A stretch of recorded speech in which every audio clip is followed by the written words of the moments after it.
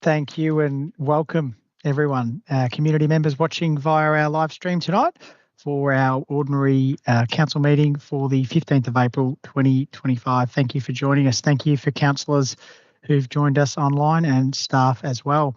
We've got a full agenda this evening. We've got some really important pieces of work to consider, and on behalf of my fellow councillors, we're looking forward to some open discussion and debate this evening and getting through our important council business on behalf of our residents. Well, we are planning to return to in-person council meetings in May, and we're currently doing the work to ensure that we're going to have good processes and measures in place to support a positive experience for community members who will be in attendance in the gallery and also for councillors and staff. The decision to move tonight's meeting to online was not made lightly, and it just ensures councillors can make important community decisions while also prioritising the safety and good governance. On that, we have reordered the agenda tonight for tonight's meeting just to ensure that officers' reports are heard and discussed due to the meeting taking place online.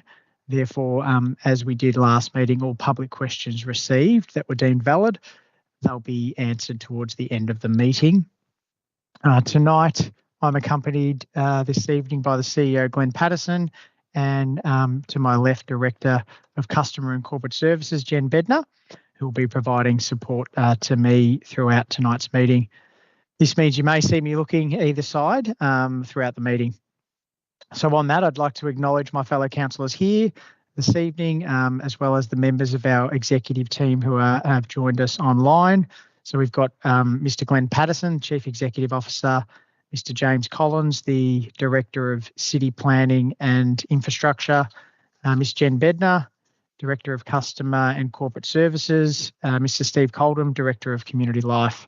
And we're also supported this evening by the Office of Council and our AV team. And we have a number of other staff, senior staff from Council online as well. So welcome to you all. I'll begin now with moving on to our first item, which is 1.1, which is our statement of acknowledgement.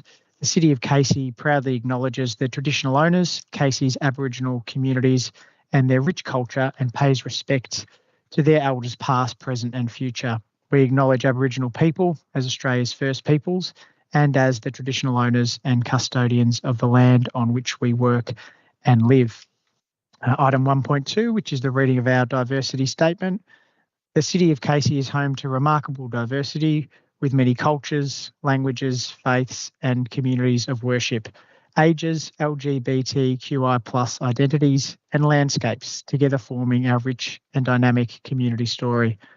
From our first Australians to our most recent arrivals and every wave between, the City of Casey welcomes and represents all community members and their respective ambitions to live healthy, rewarding and happy lives. We recognise this diversity as our strength and we aim to share, nurture and celebrate it. Item 2, which is declaration of interests. I've considered my obligations under Section 130 of the Local Government Act 2020 and do not have a conflict of interest relevant to the agenda papers. Can I now ask, do any council officers have a conflict of interest regarding reports presented this evening? Yes, Chair, I do. Councillor Dowling, I just want to declare that I have a general conflict of interest in item 15.1. The nature of my conflict relates to a family relationship. As such, I will leave the chamber during the session discussion and voting. Thank you, Councillor Dowling. I've noted that and that you will leave the chamber for that discussion and voting. Any other councillors? Sorry, just another one from me. Please, Mayor, I just wish to declare an interest, a material conflict of interest in item 4.6. The nature of that conflict relates to my employment as CEO of the City of Casey. And again, I will leave the discussion and voting when that item is considered. Thank you. Thank you, Mr. Patterson. Any other councillors or council officers who wish to declare an interest or a conflict of interest in the agenda? I'll take no hands. There's no conflicts. Thank you, councillors. I'll now move on to item 3, which is the confirmation of minutes. There is one previous meeting minutes to be confirmed, and that's for the meeting held on the 18th of March 2025. And is there a mover and a seconder to confirm the minutes of this meeting? Councillors, do I have a mover? Bear with me as I've seen Councillor Pereira's hand up, so thank you for that, for moving that, Councillor Pereira. And do I have a seconder?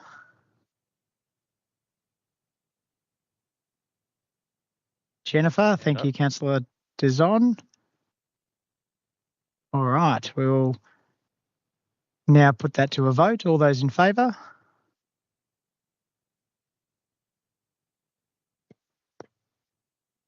Bear with me as I've got to get my view to see all 12 councillors on the screen. One moment, please keep your hands raised.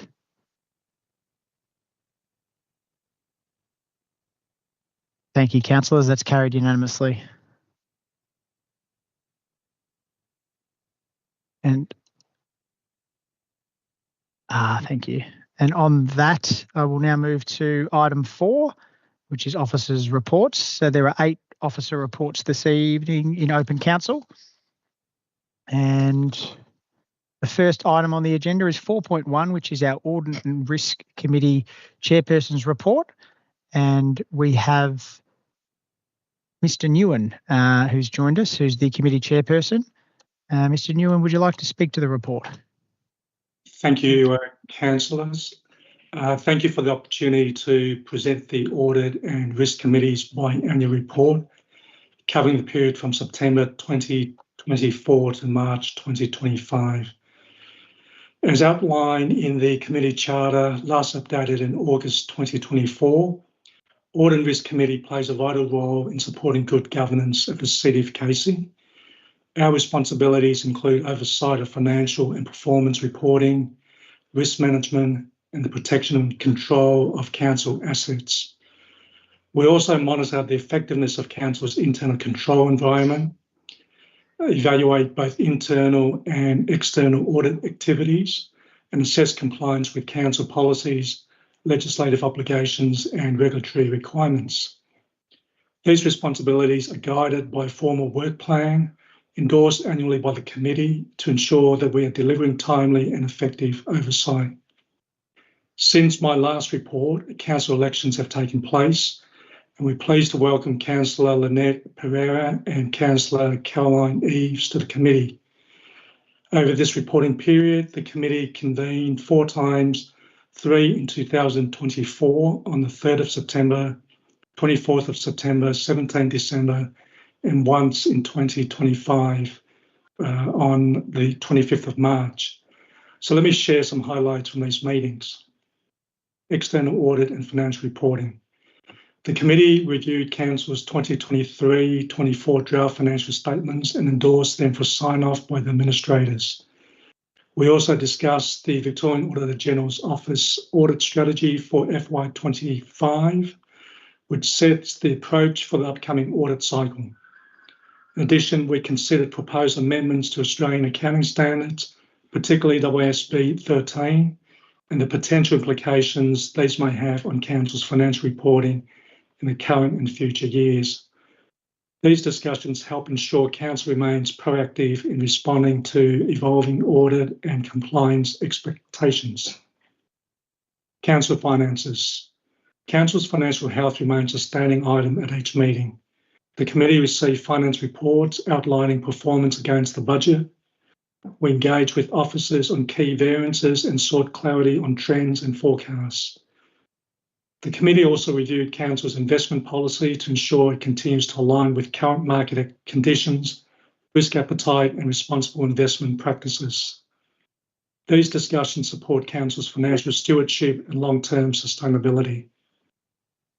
Risk management is a robust, the robust risk management framework is foundational to committee's oversight. During this period, we received comprehensive updates on Council's risk register and management of key strategic and operational risk. Given the significance of the transformation program, the committee paid close attention to quarterly reports on how program-related risks are being identified, managed and mitigated. We're pleased to see structured assurance activities embedded across program work streams and will continue to monitor progress closely. Internal audit. The committee reviewed a number of important internal audit reports over this period. These included audits on the transformation program, maternal child health services, tree management, including footpath safety and compliance with child safe standards. Each audit presented valuable insights and recommendations, and the committee followed up on management's response and implementation plans. We also received regular updates on the status of outstanding internal audit actions and were kept informed of each of broader sector developments through reports from the internal audit team. These activities are critical to maintaining a strong internal control environment and driving continuous improvement. Governance and self-assessment. The committee continues to take a strong interest in Council's commitment to sound governance. Over the reporting period, we've received updates on the good governance framework, as well as regular reports on statutory and ethical compliance. We also monitored progress on the Return to Council elected program. These efforts help ensure Council's policies and practices are aligned with contemporary governance standards and community expectations. In January 2025, the committee fulfilled its annual obligation under Section 54(4) of the Local Government Act to undertake a self-assessment. Responses reflected an overall positive sentiment regarding the committee's performance. Respondents unanimously agreed that committee members are appropriately skilled to meet their obligations under the Charter, are sufficiently independent and are effectively engaging with both risk management and financial reporting requirements of the Charter. Committee's working relationship with management was also viewed positively. Before I close, I'd like to acknowledge the valuable support provided by Council officers. In particular, my thanks to Nicole Rowe, Jess Orr, Chloe Casey for their dedication, professionalism and attention to detail in supporting the committee's work. I would also like to extend my appreciation to my fellow committee members, Carol Pagnon, Ernest Daback, Councillor Pereira and Councillor Eves, for their thoughtful contributions and commitment over the last 6 months. Thank you.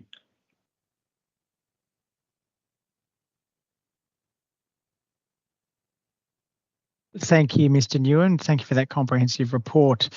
Councillors, do we have any questions for Mr. Nguyen in relation to the report he's just provided? No questions, thank you. All right, in relation to the report, do we have a mover and a seconder for this report? Councillors, do I have a mover? Councillor Eves, thank you. And a seconder, Councillor Pereira, thank you very much. Is there any opposition to the motion? No. Councillor Eves, as mover, would you like to speak to the motion? Oh, you're on mute, Councillor Eves, thank you. I'd just like to say that the Audit and Risk Committee was something that was brought up whilst I was applying to become councillor. And I'd just like to say to all the residents, we now have an excellent Audit and Risk Committee. The officers are very, very highly educated, and the independent members of the committee are truly independent and very highly qualified. We're very lucky to have them. Thank you. Thank you, Councillor Eves. Councillor Pereira, as seconder, would you like to speak to the motion? Very simply, just like to thank John and the committee for all their support as we step into this role. So it's a huge council, lots of money involved. So I thank you for guiding and helping us as well to sort of settle into this role. It's been very interesting learning about this, and I'd like to echo Councillor Eves' comments as well to reassure the community. It's a really good committee. I'm very happy to be part of it. Thank you. Thank you, Councillor Pereira and Councillor Eves. Would anyone else like to speak to the motion as put on the screen? No other speakers. I'll now put that to a vote. All councillors in favour of the motion on the screen? And that's carried unanimously. Thank you. All right, moving on now to the next item on our agenda, which is item 4.2, which is the report for the Approach for Casey Community Local Law 2023 review. And we have Ms. Chloe Casey, Manager of Communications and Corporate Governance, to speak to this report. Are you there, Ms. Casey? Thank you, Mr. Thank you. Mayor. This report provides the approach required to undertake a review of the Community Local Law 2023 as per the alternate motion from the 18th of March Council meeting. The report considers the scope of the review, timeline, approach to community engagement and financial implications. A detailed timeline to undertake the review of the Local Law 2023 that includes all the aspects outlined as part of the scope of the review is included in the report. We are expecting to bring the community engagement findings and, if required, commence the process for placing a new local law out for public consultation around August. The review will follow the structured steps outlined in the Local Government Act 2020, Sections 71 to 86, and adhere to the better practice local law guidelines and include the need to balance property owners' use and enjoyment of their land while protecting amenity and safety, develop the local law's policy objectives based on the identified need and feedback, conduct a local law community impact statement to evaluate the law's potential impact, including costs, administrative burdens, and enforcement methods, engagement with key stakeholders, including the community, to identify the issues and gather feedback. The detailed 6-week engagement process commencing from 21st of April has been included as part of the review scope and would consist of an online survey, 12 in-person pop-up events, 1 in each ward, and 4 60-minute meetings with relevant council advisory groups or communities of interest. A review by internal departments to ensure alignment with council policies and objectives. The undertaking of a gender impact assessment to evaluate how the local law meets the needs of women, men, and gender diverse people. A formal 28-day consultation period will also be provided if required, which the public will be able to submit feedback on the draft Casey Community Local Law and then have an opportunity to speak to their submissions. The Community Local Law Review will also include the following components: a communications plan including explanatory notes, council engagement opportunities and workshops, system updates, updates to processes and operating procedures, a website review and associated updates, and the establishment of an internal working group. Thank you. Thank you, Ms. Casey, for that contribution. Councillors, do we have any questions for Ms. Casey in relation to her report that she's put forward? No questions. All right. On that then, do we have a motion that's as on the screen there? Do we have a mover for that motion? Councillor Walter, I saw your hand go up first. Thank you. And do we have a seconder? Councillor Ambrose. Thank you. And is there any opposition to the motion? No opposition. All right. On that note, Councillor Walter, as the mover, would you like to speak to the motion? Yes, Mayor, thank you. I would just like to say that we as a councillor group have heard the community, and that's why we decided to do this review. And this is what we are going forward with, and want everyone to give the feedback as vigorously as we received it before. Thank you, Councillor Walter. And Councillor Ambrose, would you like to speak to the motion? Through you, Mayor, yes, I would. I welcome this. I presented this alternative motion last meeting, and I'm really comfortable with what the work's gone through the officers in supporting the necessary consultation to the community. I'm really looking forward to actually working closely with my Kaloa residents and that goes through Lysterfield South, Narrowwarren North, and also Endeavour Hills and some other little pockets as well. But I'm definitely going to be part of the consultation period as well and be listening as to my residents as well, and hoping that I believe this is going to shape what the local laws should be and how it would like to be presented into our community. So I welcome this. So thank you. Thank you, Councillor Ambrose. Would any other councillors like to speak to the motion? Councillor Crowther.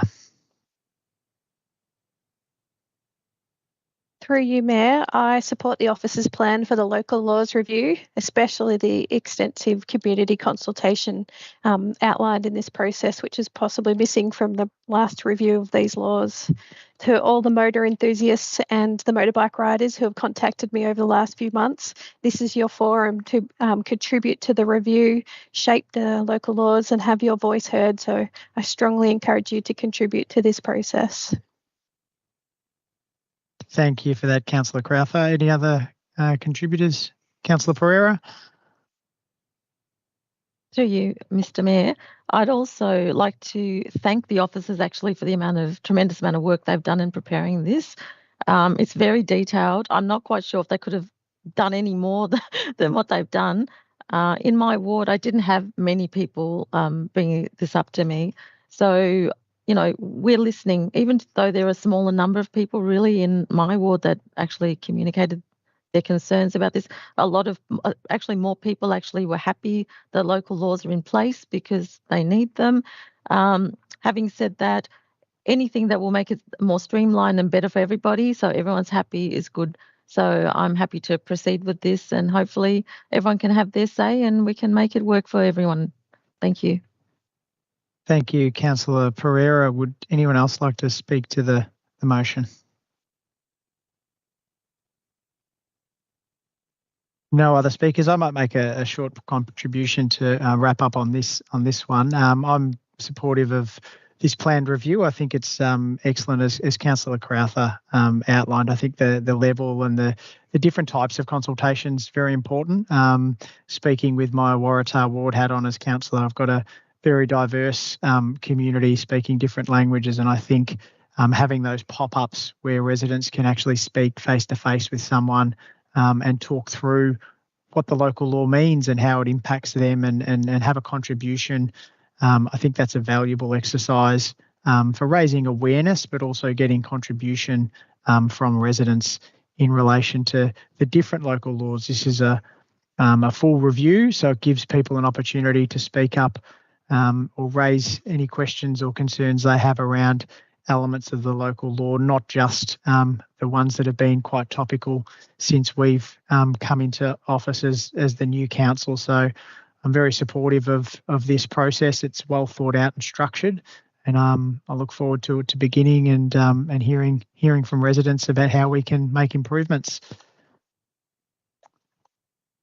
On that note, I think no other speakers to this one, so I'll now put it to a vote. So all those in favour of the motion as put on the screen?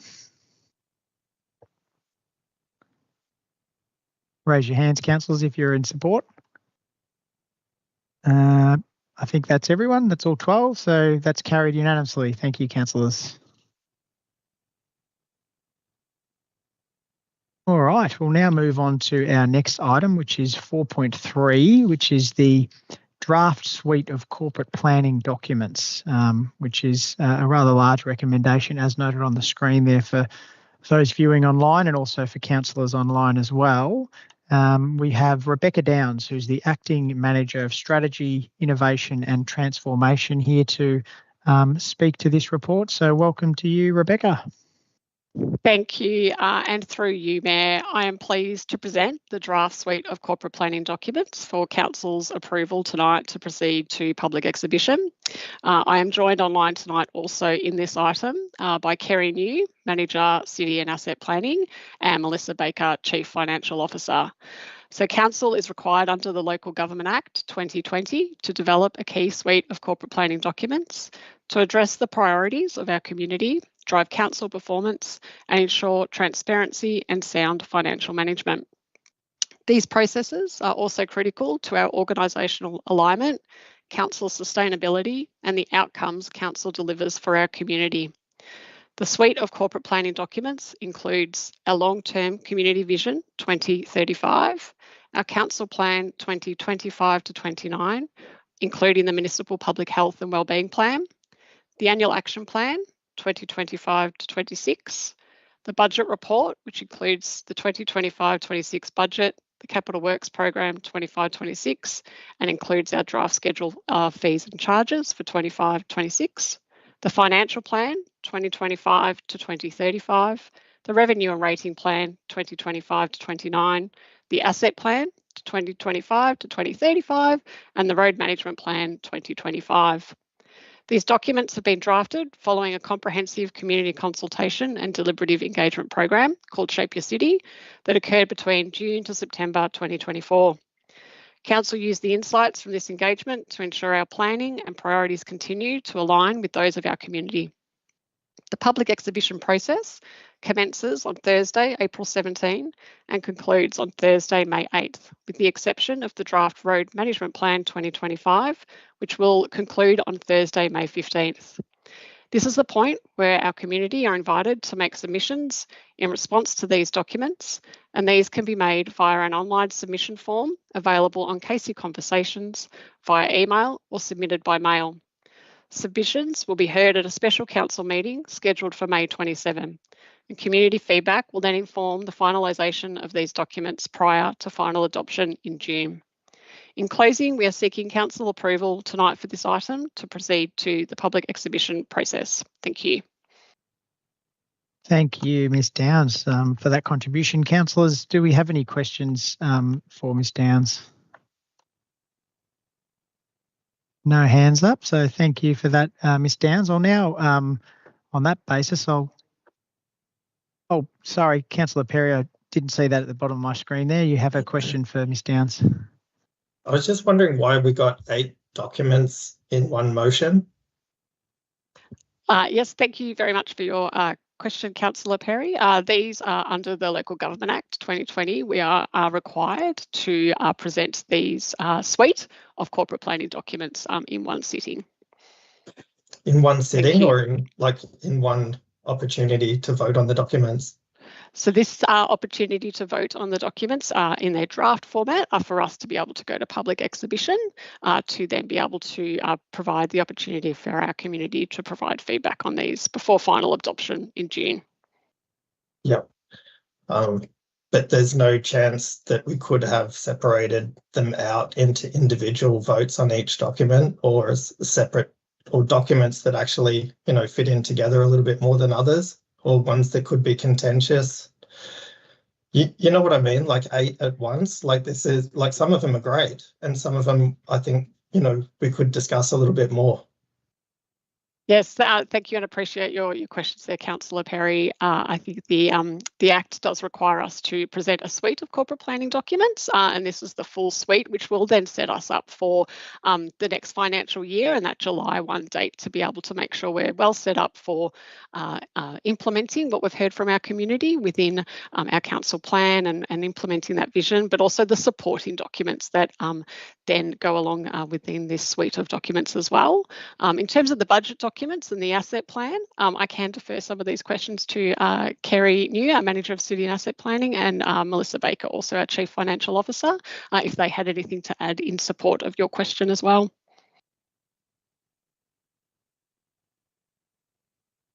Thank you.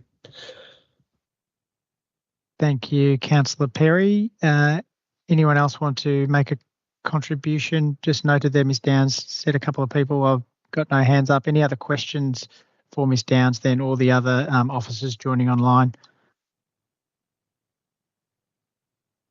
I see no other hands up. So on that note, I ask councillors, do we have a mover and a seconder for the motion as presented on the screen? Do we have a mover?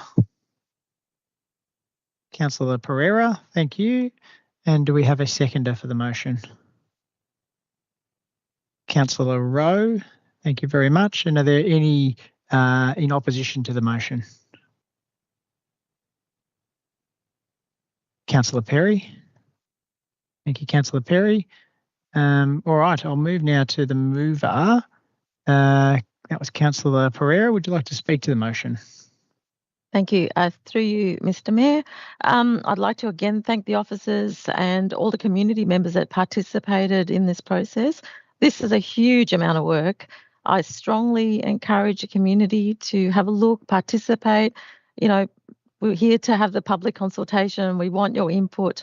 this is going to guide us, for the next 4 years, the long-term vision till 2035. So now's your chance to have a say. It's an enormous amount of work. So congratulations to the officers. And it is just a draft. So, we're going to take all that input from the community, and the officers will reformulate it, and then there'll be a chance to consider the final options at the end. So well done. Thank you.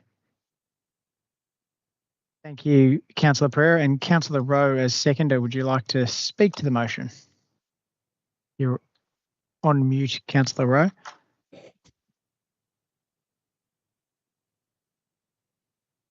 We'll see if we can get you unmuted there, Councillor Rowe.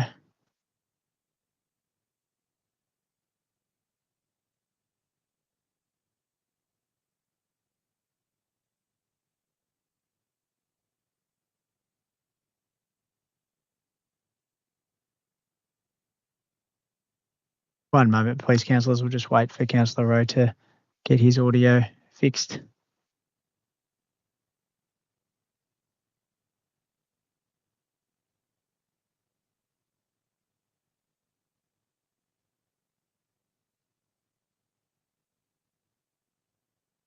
You're still on mute, Councillor. Now? There we go. Yep, we've got you. Yep. Thank you, Councillor Rowe. I forgot to put the microphone down. No problem. Yeah, Mr. Mayor, just to basically thank the officers for all of their hard work in putting this together. It's quite an onerous task, as well as it's going to be something that will take us through the rest of the years to get all those things right and make sure the community operates safely. Thank you very much. Thank you, Councillor Rowe. Any other councillors like to speak to the motion? Councillor Ross. Yep.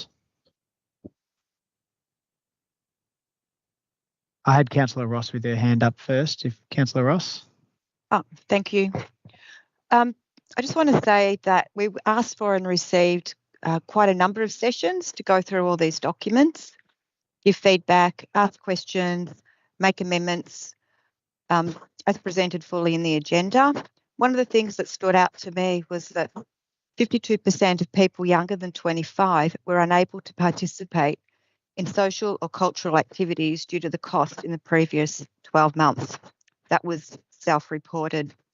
And another main one is that the Shape Your City 2024 engagement program, from which a lot of the community involvement was gathered in the first place to help form these documents, noted that younger age groups of 25 or under were harder to reach. So if you put those together, it indicates that if you're 25 and under, your voice is likely to be underrepresented in this document. So I encourage young people, as well as all other community members, to watch out for opportunities to comment on the draft plan. We have had community engagement to this point, and this is the final chance that you have of putting your hand up if your voice was not accurately represented. And if you are within this age group and you're finding all this document a little bit too much, please reach out, because I know I'm happy, or there'll be council officers more than happy to go through it, pick out the things that are particularly relevant to you, and make sure it's presented in a way that you understand. That's all I wanted to say. Thank you, Councillor Ross. Councillor Perry, would you like to speak to the motion? Yep. Yes, please. Go ahead. Through you, Mayor. Yeah, agreed. Officers have done a great job, with this whole suite of documents, and I want to acknowledge that hard work and also the expertise that has gone into, planning for our communities and writing these plans. And, if you read through, there's not just one document here, and everyone knows how excited I am personally about investment in our parks and gardens and the walks across the municipality. But, yeah, and especially the ones that local residents in Greville Ward fought, or, pushed for years for, like the Ackland Park and which is currently being built in Narre Warren North, and the Kendall Road Reserve that will come up later in the year. and also, we've got great things in the budget.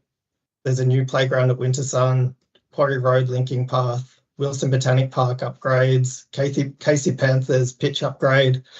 Actually, I've only got a couple more, but Evans Reserve Arena, Harkaway Tennis Club, draining works, and a heap of necessary projects, mainly drainage in this part of Casey. But I just want to talk about how the council plan 2025 to 2029 year one and the annual action plan have been lumped in with the 6 other documents, because most of those 6 other documents, like, no one has a problem with them, but we're being asked to vote on all 8 documents together. So I just have a problem with all documents being put together in one agenda item to be voted on in a block. And I want to highlight that the council plan is hard to read. Like, we can ask a lot of residents to give their feedback, but it's hard to read and it's disjointed. And the snapshot of evidence doesn't really feed into the strategic outcomes in any meaningful way. And, this, to me, this doesn't reflect community sentiment. I know that there was community consultation and it's there in the document, but it doesn't feed into the priorities like I feel it should. It's just, it's hard to understand to give feedback in all these Councillor documents. Perry, just noting your time is coming to an end. If you can wrap up, you have gone over your allocation, but if you can. Yeah. Anyway, so I appreciate councillor feedback some councillor feedback was taken on board by officers.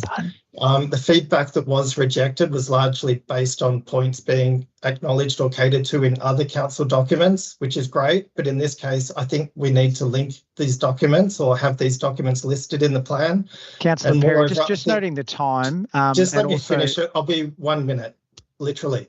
I really think that the current mood of our communities tells us that we need to listen to local residents. And, I won't list off all of the things that I think should be added to the document, but, if we could, actually, I'll stop there. Thank you. Thanks. Thanks, Councillor Perry. Anyone else like to speak to the motion? Councillor Crowther. Through you, Mayor, I'd like to let our community know that we have listened to their priorities when developing the council plan, especially improving safety, greening Casey with more trees, spending less time in traffic, and improving outdoor spaces, especially playgrounds. And I'm excited in Cranbourne Gardens Ward. There's some excellent capital works plans in the draft for some great upgrades of playgrounds and the skate park at Pearsdale, which we can still receive submissions about suggestions for the design. The only thing I would like to highlight in the council plan is looking at our environmental goals. We've got reducing carbon emissions listed as part of our sustainable environment priorities in the council plan. Coming back to our Shape the City conversations with our residents, it actually wasn't a high priority of residents. In fact, 18% of the surveyed residents felt reducing greenhouse gas emissions in Casey was not at all or only slightly relevant to council. So this tells me on our limited budget, we really need to focus our energies in really practical environmental measures that will make a difference to Casey's environment, like planting more trees or protecting waterways, and leave climate action or greenhouse gas emission reduction to our state and federal counterparts. I stood for responsible spending of council's rates, and I think focusing on really practical environmental measures really speaks to, I guess, the goals of why I stood for election. So yes, I acknowledge the officers' work, and it has been a long process for councillors too, but I'd just like to emphasise really we've got to get value for money in what our council spend, and so really focusing on practical measures is what I would like to see. Thank you, Councillor Crowther. Any other councillors like to speak to the motion? Can we speak to that? No, there will be an opportunity for other councillors just to make a contribution. Councillor Perry. Councillor Ambrose had her hand up. Through you, Mayor, I'd also like to echo the other councillors and thank the officers for doing the work in these particular reports and documentation. I just want to really emphasise the concerns that have come through me through Calora Ward, which is in particular about the rates and making sure that the community gets their value for their money. So I really highly encourage the individuals that have expressed to utilise the consultation period. And it's important that we do get you to speak when required and provide that information through that process, so then we can shape and make sure that everyone that hasn't had the opportunity to contribute, that do have that opportunity too.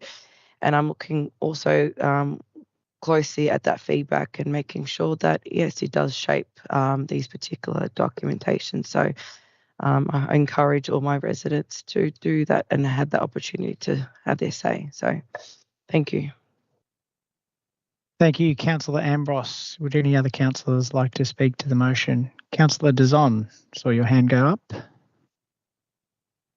Yes, through you, Mayor. I would also like to echo my fellow councillors and thank the council officers who have put these documents together.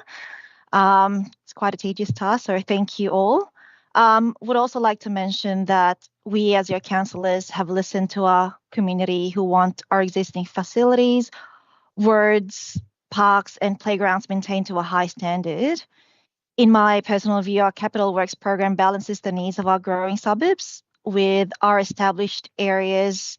63.9 million is proposed to be invested in new assets, while 61.7 million is proposed to renew, upgrade or expand existing assets. I'm pleased that there's quite a lot of items in our capital works program that relate to my ward, which includes, amongst other things, upgrading the Turudin Recreation Reserve Pavilion for over $2 million. So yeah, that is all. Thank you. Thank you, Councillor Dazon. Any other councillors who haven't made a contribution, would they like to make a contribution?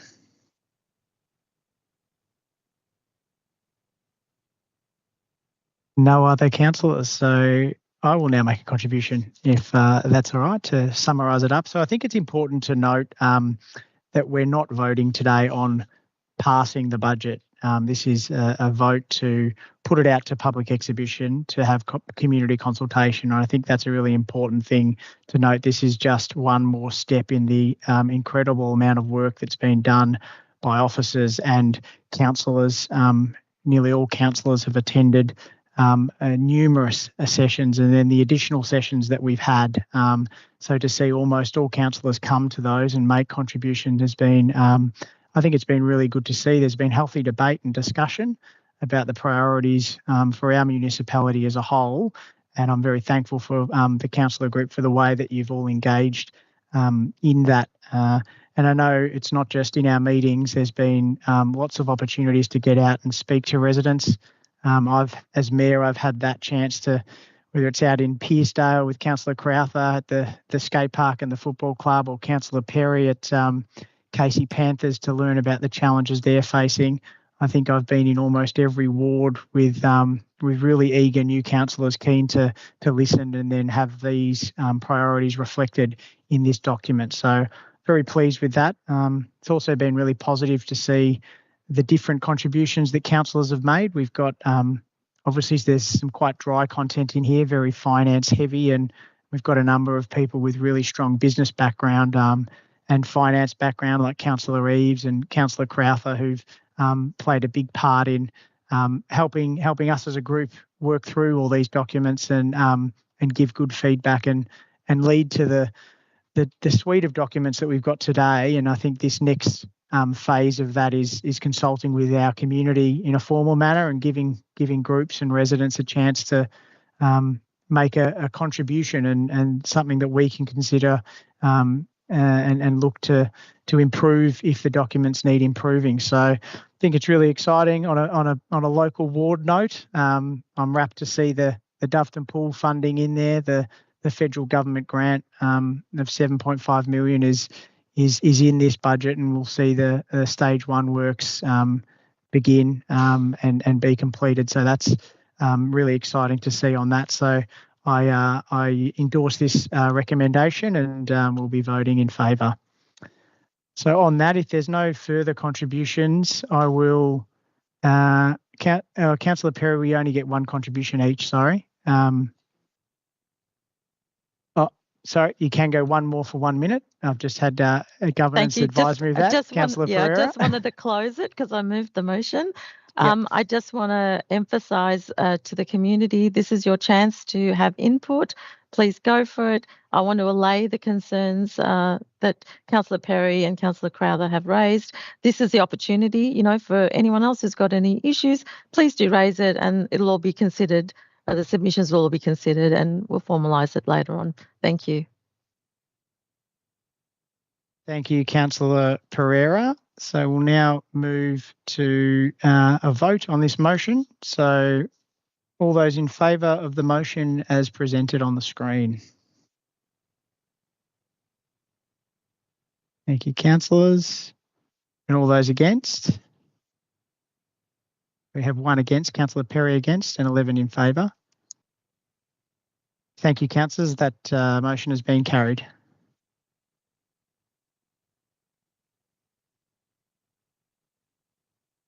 And on that, we will now move to item 4.4, which is the Casey submission to Victoria's draft infrastructure strategy. And we have Ms. Kerry New, the Manager of City and Asset Planning, who will speak to this report. Ms. New. Good evening and thank you, councillors.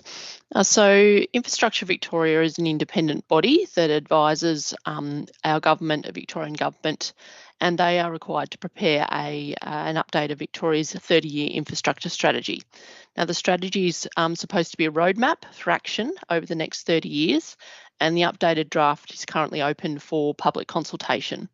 So Council is taking the opportunity to review this draft strategy and prepare a submission addressing key elements that, if implemented by the Victorian Government, would have a positive impact on the Casey community. There's extensive recommendations within this. The ones that are most critical to Casey residents and are highlighted in our submission are initiatives around the need for immediate action to progress the Cranbourne rail line extension out to Clyde. Also, the need for more state and private investment in kindergarten infrastructure so that there's adequate kindergarten places for our 3 and 4-year-old children in Casey. Another recommendation that, if implemented, would be particularly helpful for particularly growth area councils is funding for libraries and aquatic centres so that new facilities can be provided to meet population growth. And the 4th recommendation we're highlighting in the submission as being also quite important is initiatives that would support government schools opening up grounds and sporting facilities for community use so we can maximise benefit for our community in infrastructure out there on the ground currently. So this report outlines the submission to the draft strategy, and we're seeking Council's endorsement of the submission to Infrastructure Victoria. Thank you.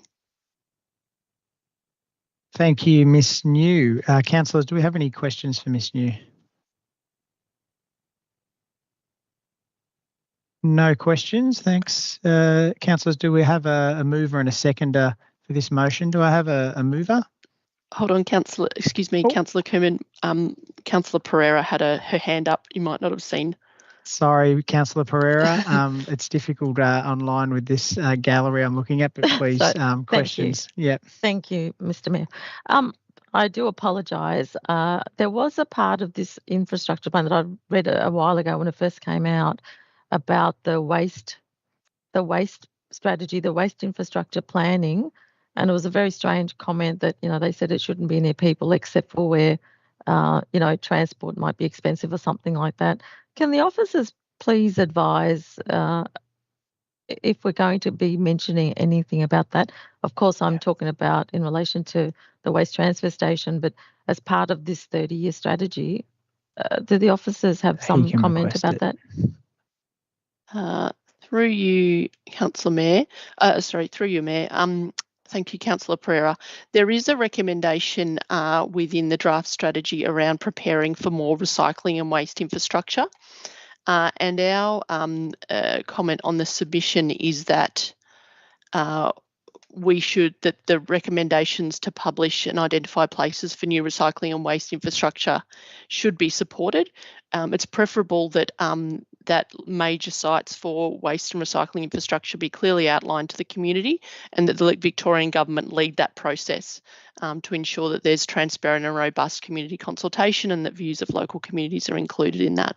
So that's the element included in the attachment summary of submission on page 430 of the Council agenda. Thank you. So I noticed it was a part support, so I just wanted to make sure that that was clear. Thank you. Yep. Thank you. Thank you, Ms New. Thank you, Councillor Pereira. Any other questions for Ms New? I think I've seen no hands up. Correct me if I'm wrong. We'll now move in relation to the motion. So do we have a mover and a seconder? Do we have a mover for the motion? Councillor Walter moving, and do we have a seconder? Councillor Rowe, I think, just got his hand up first. Thank you. Is there any opposition to the motion? No opposition. On that, would the mover like to speak to the motion? Councillor Walter. Through you, Mayor, yes, I would. I fully endorse this, as my ward is fully in support of the Clyde Rail extension, because if anyone has been on Clyde Road during rush hour, you know it is needed. Any way to alleviate the traffic is very welcome. And all the other aspects of this are just going to help our community grow and be able to keep up with the times. Thank you. Thank you, Councillor Walter. And Councillor Rowe, as seconder, would you like to speak to the motion?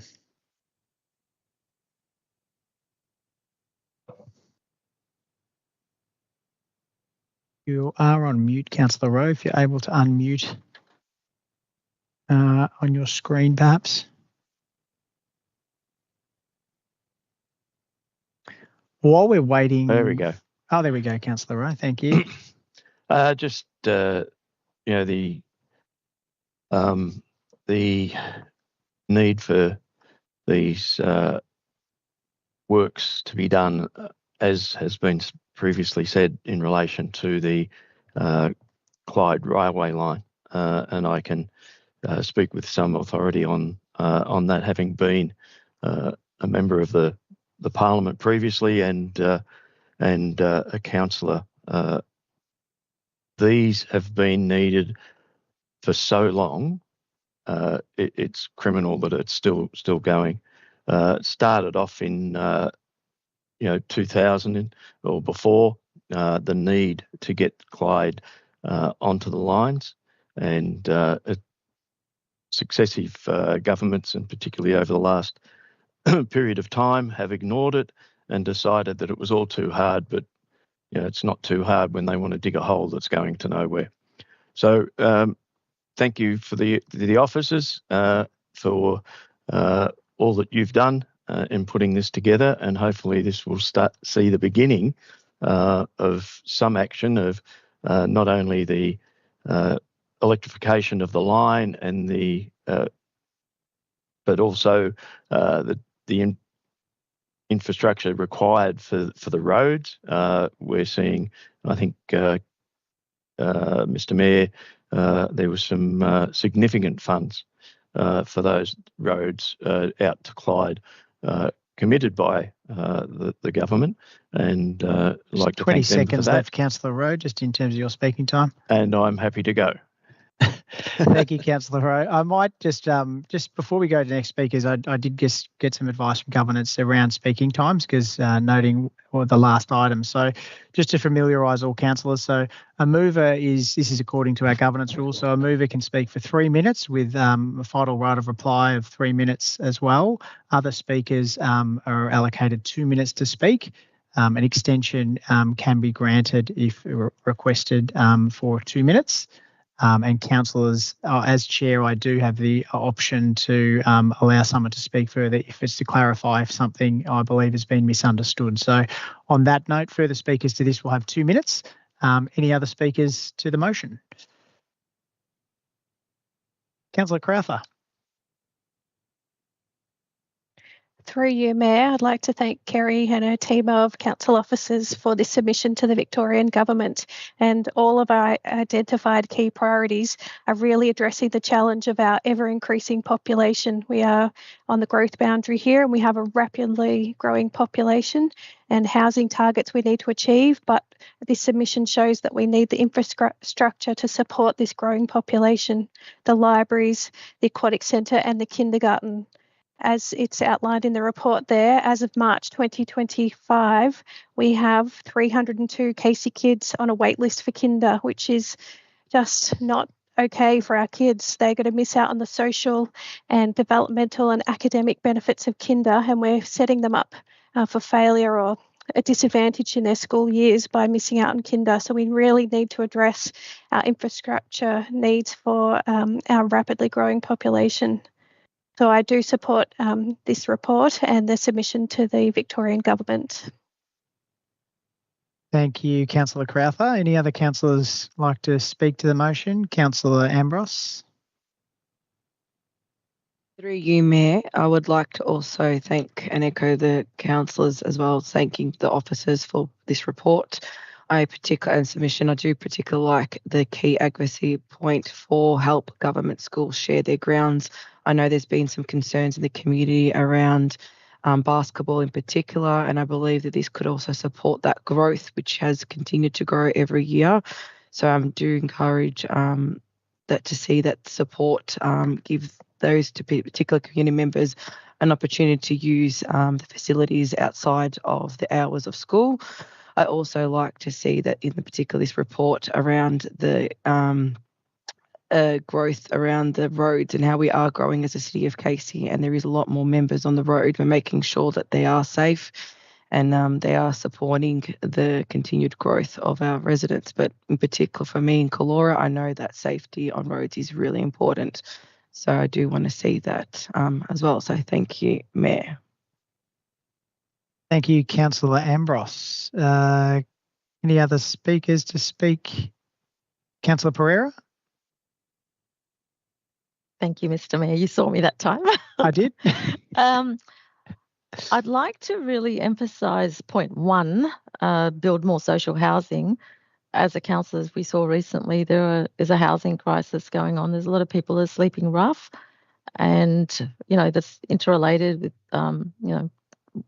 mental health issues, drug issues, all these sort of things are all interrelated. I would like very much to see the government really work with council, to actually make this happen, and it's not just lip service, to give a direction that we need, thousands and thousands more houses. Well, we actually need to actually make that happen. And this is something I was trying to, make happen many years ago when I was at council before. We had the Affordable Housing Task Force that I was on. Unfortunately, there was just not the will to make that happen. And I sincerely hope that this time we'll actually get more support and actually have some tangible results and actually do build these houses and actually address this problem. It is a growing problem and it does affect all of us. We are seeing these people at our shops, just in our parks. It's not acceptable. It shouldn't be happening here. We need to have housing for everybody. Thank you. Thank you, Councillor Pereira. Councillor Perry? Yeah, I think just extending, I agree totally with what Councillor Pereira just said, but yeah, beyond that, I think goal 5 from the plan here is really important. I think better prepare infrastructure for climate change. If you look at going back to the budget, a lot of the investment in my ward is adaptation, drainage works. It's costing hundreds of thousands, if not millions of dollars, just in this one little part of Casey over the next 12 months. And then, just wanted to mention that I don't know if this is the right time to ask, but I could have had an extra minute earlier just to finish my point. Is this the right time to finish it up? I did grant the extra. You actually did have your extra 2 minutes. Oh, okay. Yeah, Right, so you that. got to 2 minutes, and then I let it extend, and then I notified you, and you did go through to your full amount. So, Thank you. but we are on a new, But yeah, just on the new infrastructure, item. Yeah. but yeah, upgrading to lights to LED from the current mercury gas, whatever it is, will save money on energy, and adding solar to the council buildings will save on energy bills. So all fiscally responsible, environmentally friendly moves. All right, I appreciate that. Thank you. Thanks, Councillor Perry. Any other councillors wish to speak to the motion? I see no other hands, so I will make a contribution now.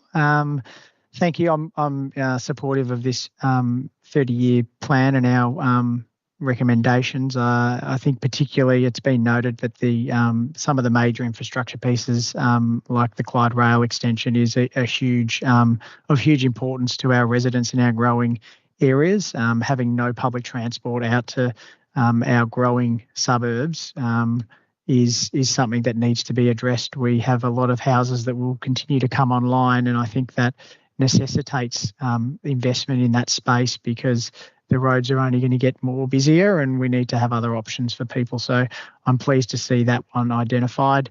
Again, talking to housing, I think that is a huge issue that we face, and as a municipality, we're certainly doing our bit of heavy lifting, but the more that we can do in the affordable housing space, I think is welcome and needed for families who are looking to get that stability of getting into their own home. So I'm incredibly supportive of that. So I think it's good that there's this 30-year planning going on, and I think it's great that we've had such a considered contribution from councillors and also the work of officers. So thank you to all those involved. Finishing my contribution, is there anyone else who hasn't spoken who'd like to speak still, or the mover write a reply? No. All right, on that note, we'll now move that to a motion. So all those in favour, please raise your hand. I take that as everyone, and carried unanimously. Thank you. Thanks, councillors. We'll now move to the next item on the agenda, which is item 4.5, which is our Disability Inclusion Action Plan. And we have Mr. Callum Paddy, the Manager of Connected Communities, who is going to speak to this report. Thank you, Callum. Good evening, councillors, and through you, Mayor. This Disability Inclusion Action Plan is an important tool to help the City of Casey foster a more inclusive community and address barriers experienced by people with a disability, their families and their carers. The plan has been developed to reduce barriers to people with disability accessing information, services, programs, facilities and public spaces, reduce barriers to people with disability in obtaining and maintaining education and employment, promote inclusion and participation in the community of people with a disability, and achieve tangible changes to attitudes and practices which discriminate against people with a disability. So this plan itself includes 74 priority actions to be delivered over the next 4 years, specifically across 5 outcome areas. The outcome areas themselves are council services and leadership, communication and engagement, education, employment and businesses, health, recreation and public spaces, inclusion, safety and fairness. Important to note that Council's last plan expired in 2018, with the development of this plan commencing in 2023. The development of this plan has been guided by the Disability Access and Inclusion Advisory Group, with significant internal and external engagement. So a big thank you to everyone that played a role in that. The action plan fulfills a legislative requirement under the DDA 1992 and Victorian Disability Act. That is the result of a systemic review of council service areas to identify gaps and opportunities, and that it represents a foundational approach to build confidence with council and the community. We're putting a recommendation forward for council to endorse the Disability Inclusion Action Plan tonight. Thank you. Thank you, Mr. Paddy. Is there any questions for Mr. Paddy? No questions for councillors. Thank you, Mr. Paddy, for your contribution. We'll now move to, do we have got a recommendation on the screen for a motion? Do we have a mover for the motion? Councillor Ross.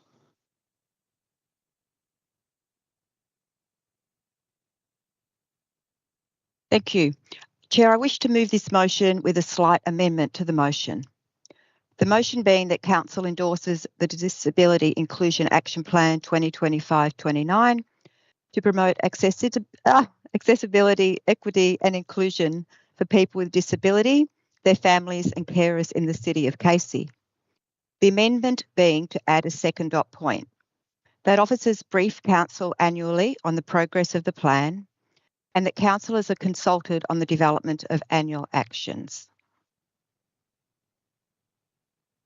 Thank you, Councillor Ross. So with that motion with an amendment, do we have a seconder for that? So in terms for councillors, the original motion won't be considered. The amendment will now be considered if there's a seconder. Have we got a seconder? Councillor Perry seconding. I think I saw your hand up first, Councillor Perry. So I'll have that as seconding. So we will now move to discussion and debate on this motion with an amendment. Councillor, is there any opposition to the motion? No opposition. So now we will return to Councillor Ross as the mover. Would you like to speak to the motion, Councillor Ross? Thank you, Mayor. Disability affects approximately 1 in 5 people, but it doesn't just impact on them. Oh, sorry. I never know when the emotion's going to get me. It impacts on their families and loved ones. It affects their education, employment, relationships, and their ability to fully participate in the community. The impact of disability is broad and the actions in this plan reflect this. The social inclusion model discussed in this document places the responsibility of identifying and removing environmental, attitudinal and institutional barriers on the community. It is a shift towards recognising the day-to-day difficulties of living with a disability. It is a shift towards helping alleviate some of the frustration, shame and mental anguish that comes from consistently battling barriers. It is a shift towards helping reduce the weight of self-advocacy and advocacy for those we care about. I'd like to thank the Disability and Inclusion Advisory Group for their work in developing the plan, and all the community who contributed as part of a focus group or through the community conversations options. As we work through the strategic plan, it is vital that this attitude of understanding, acceptance and inclusion permeates throughout our community. For it is a plan that is designed to help the most vulnerable people. I have received community feedback that seeks more emphasis on empowerment, ensuring that actions undertaken reflect working with people living with disabilities and supporting them to drive action and be directly involved rather than doing things to them and for them. It is also important to me that youth with disabilities, particularly those experiencing mental health challenges, are seen and heard, and that their families and carers are supported. In representing some of the most vulnerable people in our community, and to ensure that Council maintains oversight of the plan's implementation, I have requested that councillors receive an annual progress report along with a plan detailing the annual delivery of action priorities. Thank you for that contribution, Councillor Ross. Councillor Perry as seconder, would you like to speak to the motion with amendment as noted on the screen? I would. I couldn't do a better job than Councillor Ross, but through you, Mayor, I'd like to say that, disability and mental health puts a lot of pressure on families in Casey, and anything that Council can do to alleviate that pressure is very welcome. Thank you. Thank you, Councillor Perry. Would anyone else like to speak to the motion? Councillor Pereira. Oh, you're on mute, Councillor Pereira. Sorry. Thank you, through you, Gotcha. Mr. Mayor. Damn. Yeah, look, this is a great plan. Thank you, Councillor Ross, for your amendment. I think that's a really good addition to the motion. I'd just like to highlight something that I learnt when I was on council last time too. We've got some very good employers in Casey. We have Waverley Industries that employs people with disabilities. There's so many people on disability benefit that can have some meaningful work. And, I'd love to see that sort of thing encouraged. It's, so beneficial to the people with the disability and their families to have some sort of, occupational therapy, some part in society, and to have some sort of meaning like that. So in that aspect, I'm really happy. And of course, all the rest of it, the whole thing's an excellent plan. So thank you to the officers, and I fully support it. Thank you. Thank you, Councillor Pereira. Would any other councillors like to speak to the motion? No other hands showing. I'll make a contribution, actually. I'm supportive of the motion and also of the amendment. I think this is an excellent plan, and I think the amendment that Councillor Ross has added is worthy in terms of reporting back more regularly, seeing where we're going, how we're tracking. There's no real cost to doing that, but it could certainly lead to improvements over the course of this 4-year plan. So I'm definitely in favour of this motion. I think it's important to also note that there was a significant amount of community consultation that went into this document.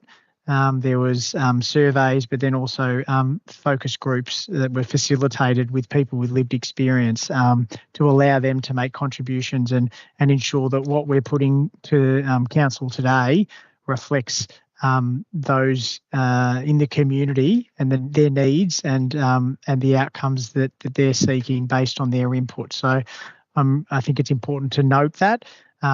As a personal note, I did meet at our Casey Community Wards on Friday evening. I met one of the nominees who makes fantastic contributions to our community and has lived experience with disability, and they'd made a contribution and were part of this of drafting this process, and spoke so highly and supportive of the action plan that we're putting up today. So I wholeheartedly endorse this along with the amendment from Councillor Ross. So thank you everyone for your contributions. If anyone else would like to make a contribution on this before we go to a vote, please raise your hand. I can't see any hands raised. So on that note, we'll put this to a vote. All those in favour of the motion with amendment as on the screen? Thank you, councillors. That's passed unanimously. Thank you. All right, we will now move through to our next item, which is 4.6, which is the minutes from the CEO Employment and Remuneration Committee. And we have Miss Chloe Casey again, Manager of Communications and Corporate Governance, to speak to this item. Thank you, Mr. Mayor. This report brings to Council the minutes of the most recent CEO Employment and Remuneration Committee meeting, which was held on 6th of March 2025. Please note that the minutes are included as a confidential attachment to the report as they contain personal information. The committee holds 2 reviews each year, with the next one scheduled for September. The CEO Employment and Remuneration Committee is made up of an independent chairperson, the Mayor, the Deputy Mayor, Councillor Taylor and Councillor Rowe. The 6-month review is an opportunity for the committee to meet and receive an update on how the CEO Annual Action Plan is progressing. Thank you. Thank you, Ms. Casey. Any questions for Ms. Casey in relation to this report? No questions. So on that note, we do have a motion on the screen. Do we have a mover and a seconder? Councillors, do I have a mover? Councillor Rowe, thank you. And do we have a seconder? Councillor Ambrose, I think I saw your hand go up. Thank you, Councillor Ambrose. Would you like to speak to the motion, Councillor Rowe? Just like to move the motion as it stands. It doesn't need any explanation. So I move it to be passed. Thank you, Councillor Rowe. And Councillor Ambrose, would you like to speak to the motion? No, thank you, Mayor. Thank you, Councillor Ambrose. Would anyone else like to speak to the motion? No other speakers, so I'll now put that motion to a vote. All those in favour of the motion as on the screen? Thank you, councillors. That is passed unanimously. Thank you. Carried. We'll now move on to the next item, which is item 4.7, which is the updates to Council's S6 instrument of delegation. And again, we have Miss Chloe Casey, Manager of Communications and Corporate Governance. Miss Casey. Thank you, Mr. Mayor. Council has 11 different instruments of delegation, with the S6 instrument of delegation extending the delegation from the CEO further to other council employees. This enables a more granular delegation of powers, duties and functions, allowing for an even broader distribution of responsibilities across the organisation. The S6 instrument of delegation is integral to Council's ability to manage its day-to-day functions effectively through delegating authority at multiple levels within the organisation. One of the key aspects of the S6 instrument is that it accommodates changes to legislation, position titles and organisational structures. This flexibility is essential in a dynamic environment where Council must adapt to new legal requirements and internal changes. By regularly updating the S6 instrument, Council ensures that the delegation of authority remains current and legally compliant, thus minimising the risk of operational disruptions and legal challenges. These delegations enable staff members to perform specific functions and duties as required by these laws, ensuring that the Council operations are both effective and lawful. By allowing the CEO or their delegate to make administrative updates to the S6 instrument without seeking Council endorsement further enhances operational efficiency. This change ensures that any adjustments to position titles, departmental structures, or organisational charts are reflected immediately, thus maintaining the instrument's accuracy and relevance. This approach mitigates the risk of staff inadvertently acting outside their delegated authority, thereby safeguarding the integrity of Council's operations. Thank you. Thank you, Ms. Casey. Are there any questions for Ms. Casey in relation to this report, councillors? I see no hands. On that note, we have a motion on the screen as noted. Do we have a mover and a seconder for the motion? Councillors, do we have a mover? Councillor Pereira. And do we have a seconder? Councillor Taylor. Thank you. Is there any opposition to the motion? No opposition. Councillor Pereira, would you like to speak to the motion? Happy to move it as it is. Thank you. An enormous amount of work. There's many pages long. But yeah, no, I'm happy to move this as it is. Thank you. Thank you. Councillor Taylor, as seconder, would you like to speak to the motion? I'm happy to move it as it is as well. Thank you. Councillor Taylor, any other councillors like to speak to the motion? On that note, this is an administrative document, so I will now move to a vote. All those in favour? And that's carried unanimously. Thank you, councillors. We'll now move on to our next item on the agenda, which is 4.8, which is another administrative document, which is updates to Instrument of Authorisation S11A, Instruments of Appointment under Planning and Environment Act 1987. And again, we have Ms. Chloe Casey, Manager of Communications and Corporate Governance. Ms. Casey. Thank you, Mr. Mayor. Council holds a range of different instruments of authorisation that are prepared specifically for individual council officers, depending on what their role requires. In giving an authorisation, no one else can execute the authorised responsibilities except for the people named within the instrument of authorisation. The S11A, Instrument of Appointment and Authorisation to Planning Officers, enables appointed officers to exercise powers referred to within the Planning and Environment Act 1987 as part of their day-to-day duties. S11A instruments of appointment and authorisations are updated throughout the year to reflect departed officers and new officers appointed to exercise powers contained with the Planning and Environment Act 1987. In this update of the S11A instrument, under Class A, 7 members of Council have been removed and 2 members of Council staff have been added. Under Class B, 10 members of Council staff have been removed and 16 members of Council staff have been added. All changes can be viewed in the marked up attachment. Thank you. Thank you, Ms. Casey. Any questions for Ms. Casey? No questions, councillors. On that note, we have a motion recommendation on the screen, So we require a mover and a seconder. Councillors, do I have a mover? Councillor Walter, I saw your hand go up first. Thank you. And do we have a seconder? Councillor Dazon, thank you. And is there any opposition to the motion? No opposition. Councillor Walter, would you like to speak to the motion? Through you, Mayor, I am happy for this motion to go through as it is written. Thank you, Councillor Walter. And seconder, Councillor Dazon, would you like to speak to the motion? No, thank you, Mayor. Thank you, Councillor Dazon. Would anyone else like to speak to the motion as presented on the screen? Thank you. No other speakers. On that note, we'll put it to a vote. All those in favour, please raise your hand. And that's carried unanimously. Thank you, councillors. All right, that finalises our reports for this evening. So we might, we will now move on, to section 5, which is the consideration of reports of committees. There are no reports of committees listed on the agenda today. So on that, we'll move to item 6, which is petitions. So there were 2 petitions received for this council meeting. The first petition is item 6.1, and the title of the petition is Lyndhurst Dog Park. It's been submitted by Linda Jessup and signed by 8 signatories.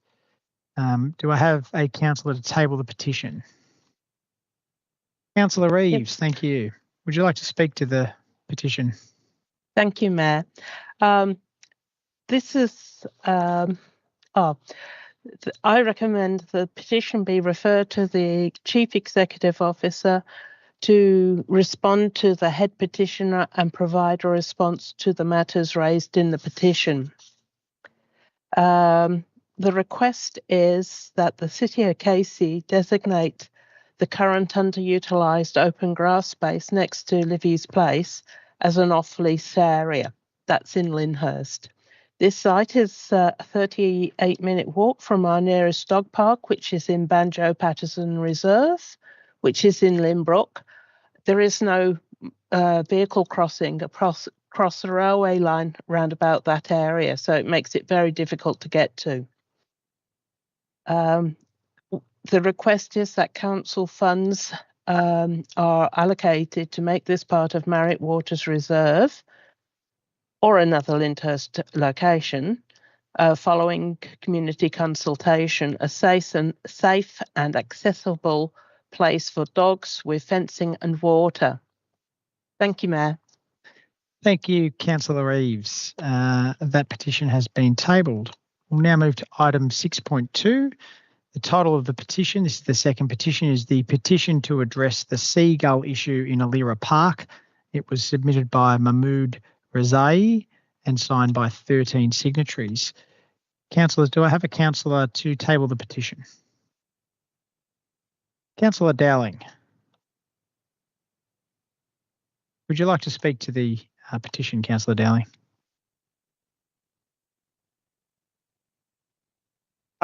We've got you now. Yep. Fantastic. Yeah, the petition was to address a seagull issue in the Alira area.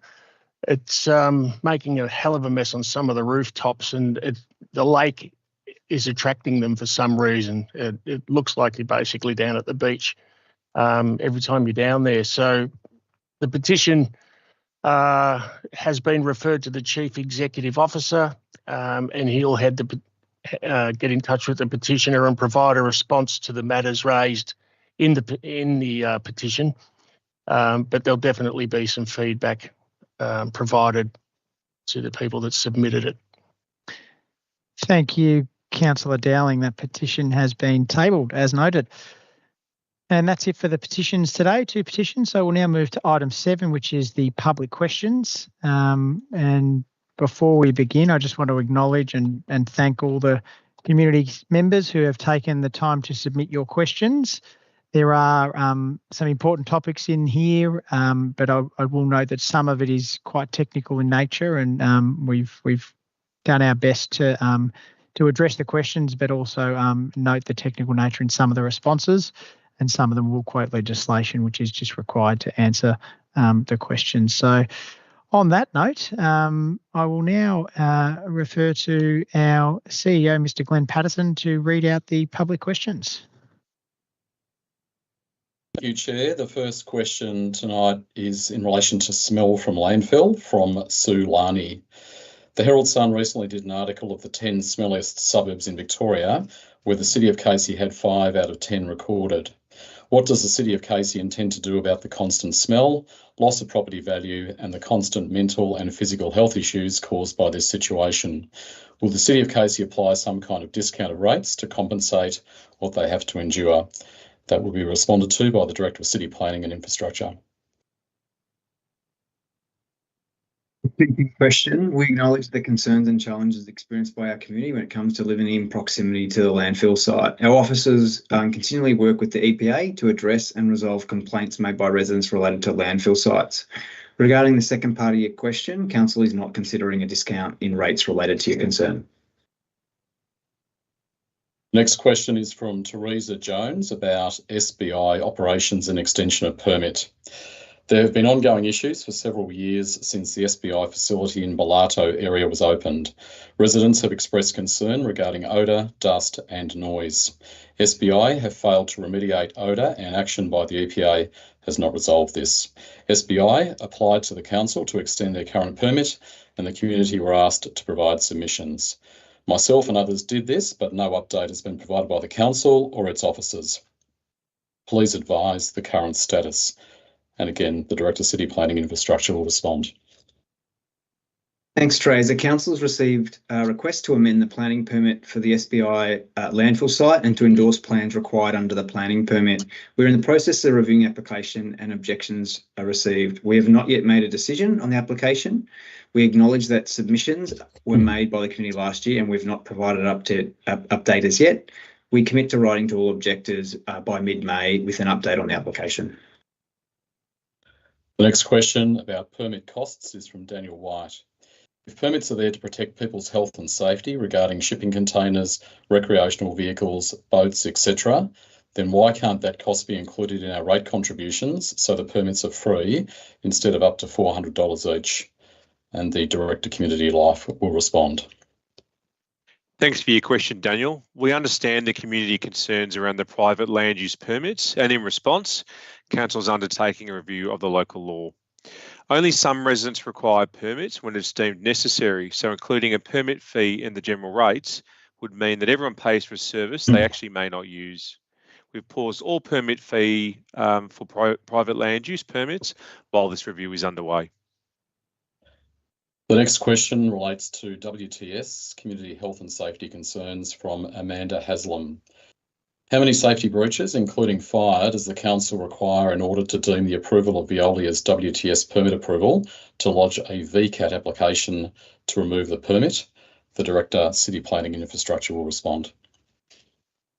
Thanks, Amanda. A fire risk assessment is conducted as part of an application for an EPA development licence. That licence was not granted by the EPA and the application is now with VCAT.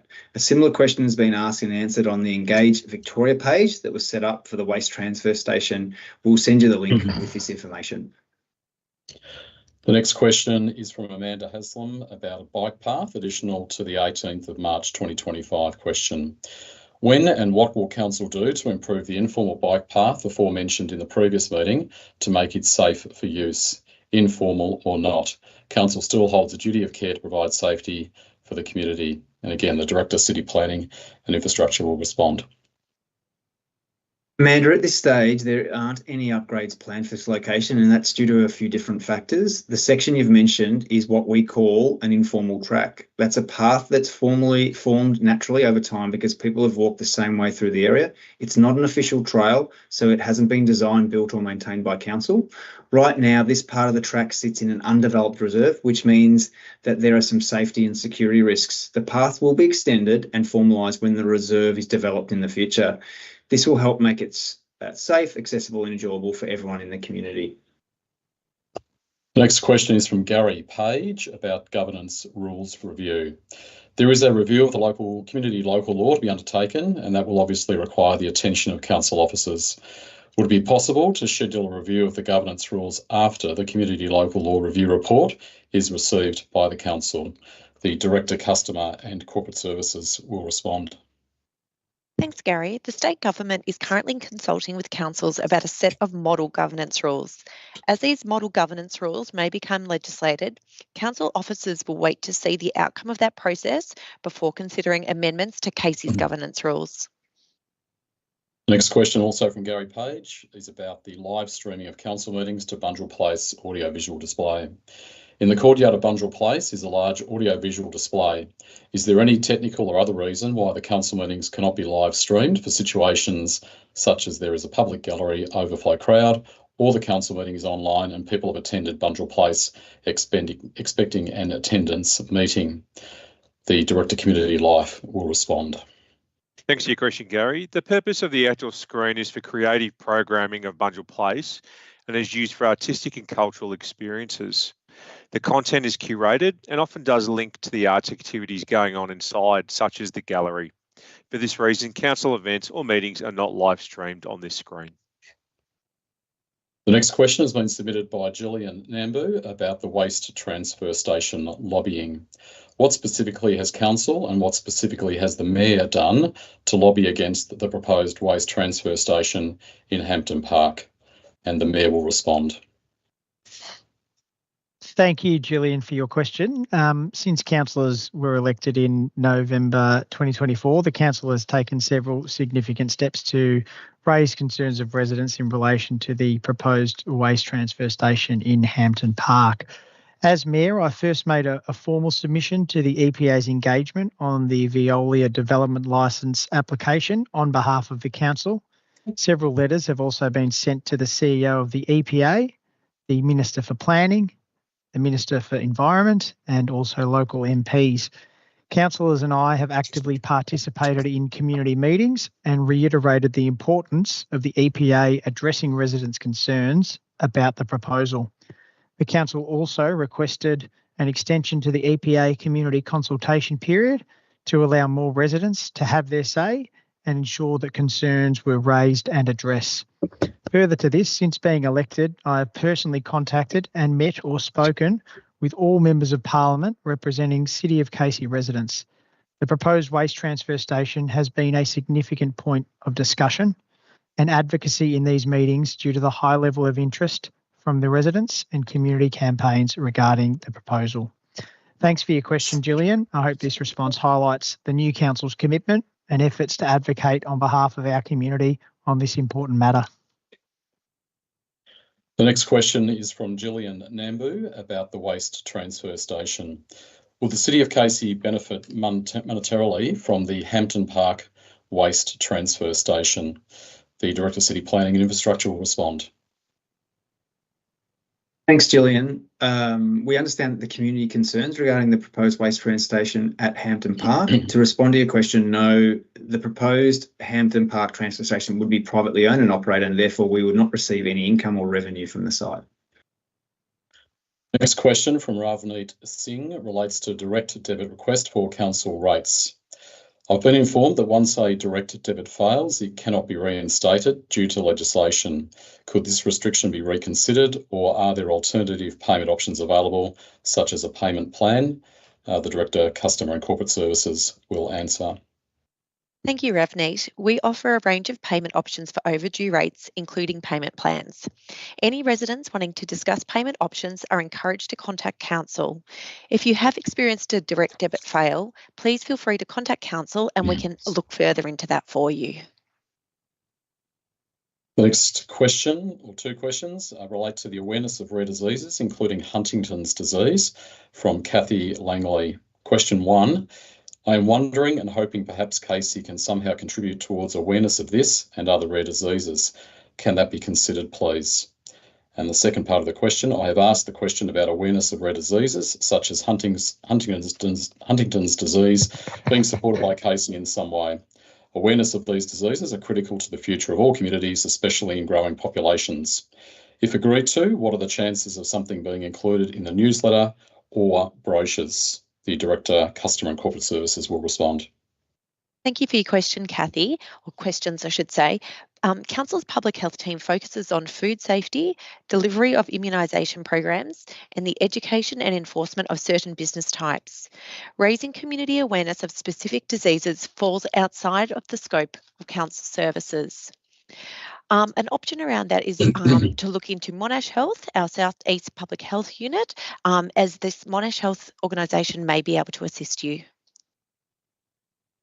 The next question is from Julianne O'Brien relating to the South Gippsland Highway incomplete between Earlston Court and Craig Road. When is the South Gippsland Highway and Bellato Road going to be completed? This has been going on for almost 3 years, and why is there going to be a roundabout on such a busy highway? It doesn't make sense at all. You're removing the roundabout at Patterson Road and Berwick-Cranbourne roads, putting in lights. Why can't the South Gippsland Highway traffic have the same respect? And now you're talking about another project, Five Ways intersection. Finish what has already been started, please. The Director City Planning and Infrastructure will respond. Brilliant. We know that many members of our community are keen to see the South Gippy Highway Bellato Road roundabout project completed. We've experienced delays due to third-party authority approvals and asset protection works relating to underground utility service assets. Construction has recommenced and the completion for this project is still scheduled for the middle of the year. The South Gippy Highway and Bellato Road intersection upgrade to the roundabout is in accordance with the Cranbourne East Precinct Structure Plan and Contributions Plan, which specifies that it needs to be a roundabout. The South Gippsland Highway and Clyde Five Ways road intersection upgrade is a Victorian State Government and Council is not involved. The next question is from Samara Romanis in relation to footpath and pedestrian safety, Evans Road, Cranbourne West. Can Council advise why there is no footpath on the Cranbourne West side of Evans Road near Thompson's Road? This area is heavily used by children going to school, elderly residents and parents with prams who are forced to walk alongside an 80km/h road. It poses a serious safety risk, especially given increasing traffic and development in the area. Again, the Director City Planning and Infrastructure will respond. Unfortunately, Samara, there are several site constraints that prevent a standalone pathway at this site. We welcome the Federal Government's commitment to the upgrade of the section of Evans Road between Duff Street and Central Parkway. We're also advocating for state and federal funding to extend this road duplication to Thompson's Road, which will include walking and cycling paths. The next question about road and infrastructure is from Jaspal Marley. My first question is when Bellato Road in Junction Village roadwork is getting finished and road is opening through to Clyde Road from Gippsland Highway, as roadwork is there for the last 3 years. The Director City Planning and Infrastructure will respond.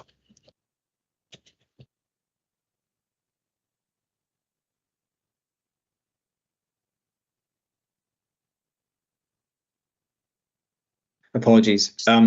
Bellato Road between South Gippy Highway and Clyde Five Ways Road will remain closed until development occurs to the south side of Bellato Road and is sealed as part of that work. You can refer to the previous answer provided relating to the intersection of Bellato Road and South Gippy Highway.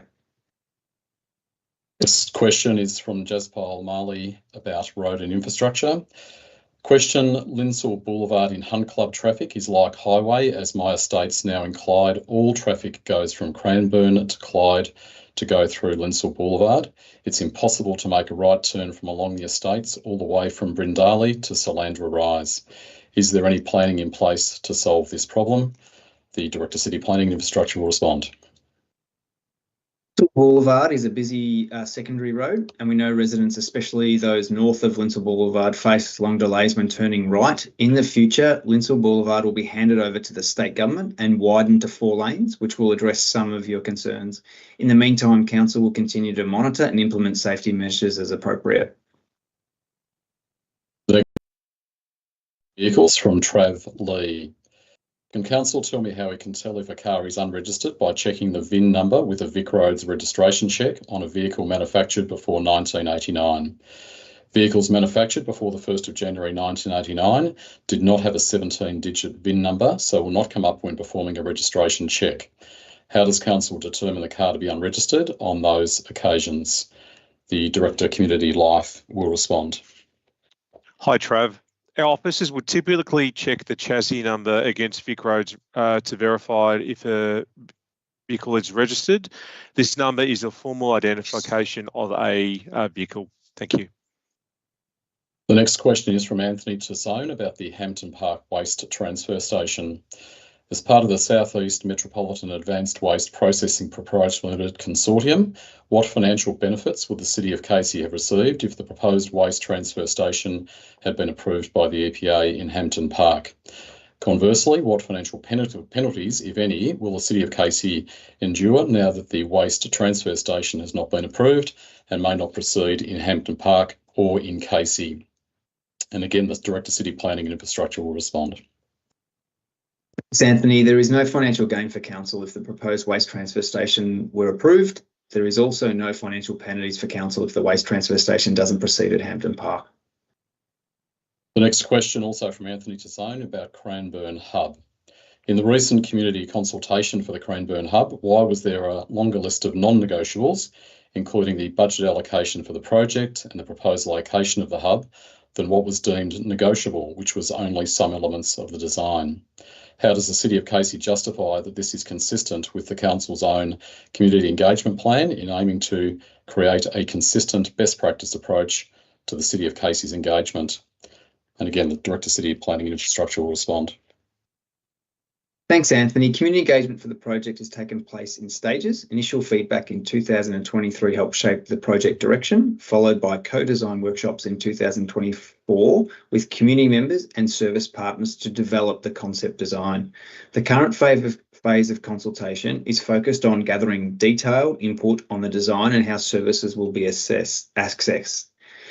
Elements of the project, such as the budget, location and scale, were considered in reports to Council on the 18th of April 2023 and 18th of March 2024.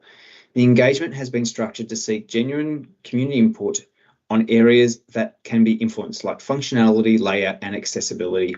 This approach aligns with Council's community engagement policy, which supports targeted engagement based on the stage and nature of the project. The next question is from Rex Flannery about the Hallam tip. Was a Hallam Road tip in place before houses were erected across the west side of the tip? If so, many people are against the transfer station. Where do they expect it to go? Do they have that answer before they close down the tip? The Director of City and Planning and Infrastructure will respond to that question. Thanks, Rex. There were a few houses around when the Hallam Road landfill was first approved in 1993. Further housing development happened after the state government identified the Southeast Growth Corridor in 2002. Currently, there are residential properties to the west of the existing landfill. These have been considered by Council and the EPA when making decisions about the proposal to locate the waste transfer station here. Any change in the location of the waste transfer station is not Council's responsibility. The next question is from Maya Cisco about the council planning community housing projects in Narre Warren. Last year, I queried this council on what actions beyond advocacy it was taking to tackle the housing crisis. This council's response included actions listed from a document, Casey's Affordable Housing Strategy, to be completed by 2024. This council stated it would work with community housing providers to consider affordable housing in Narre Warren. As a young person who is currently unable to afford any housing within this council, I ask, are any actual community housing projects commencing? The Director, Community Life, will respond. We acknowledge the increasing need for affordable housing in the City of Casey and hope to see more certainty provided through the Plan for Victoria, the Housing Statement and the planning reforms through the Victorian State Government. Through our relationships with community housing providers, developers and the State Government, we've supported funding applications and facilitated planning approvals for a range of housing projects in the city. However, no community housing projects have recently commenced with Council's involvement.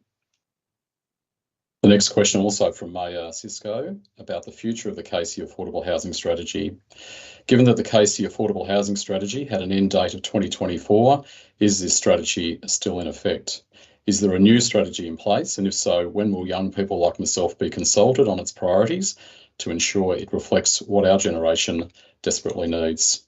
The Director Community Life will respond. Thanks, Mayor. With the previous affordable housing strategy concluding last year, councillors will be briefed by council officers in May to explore options for developing a new affordable housing policy or strategy. Community consultation will be undertaken on any new policy development to ensure that community needs and perspectives are considered and included. The next question is from Deborah McCoy about permit revocation and council's next steps. Now that the EPA has explicitly determined that a WTS on this site poses an unacceptable risk to human health and the environment, what is KC Council's formal position on the permit application? Will Council acknowledge its obligation to act in the public interest and move to revoke the permit accordingly? The Director City Planning and Infrastructure will respond. Deborah, for your question, the waste transfer station cannot proceed unless an EPA development licence is granted. Veolia has appealed the EPA's decision on the development licence. This means that VCAT will now make a decision on the development licence after a hearing in August 2025. Council will consider any applications for the planning permit once a final decision on the development licence is made. Next question is also submitted from Deborah McCoy about permit revocation and Council's next steps. What legal or financial risks does Council believe it faces in revoking the permit, and has this advice been formally tabled or disclosed? And again, the Director of City Planning and Infrastructure will respond. Council has sought legal advice about this matter, which has been discussed with councillors. To protect legal privilege, this advice will not be made public. The next two questions have been submitted by Paul Greenman about Council and the Local Government Act 2020. The first question, seeing you used the Local Government Act 2020 for validity, how can you say you are an arm of government when page 34, Division 2, Part 14 states, quote, Council is a body corporate, unquote, and page 7 of definitions says corporation includes any body corporate. And the second question, can a corporation be a government? The question was responded to by the Director of Customer and Corporate Services. Thank you, Paul. The term body corporate in the Local Government Act 2020 signifies that the council functions as a legal arm with its own rights and responsibilities, distinct from its members.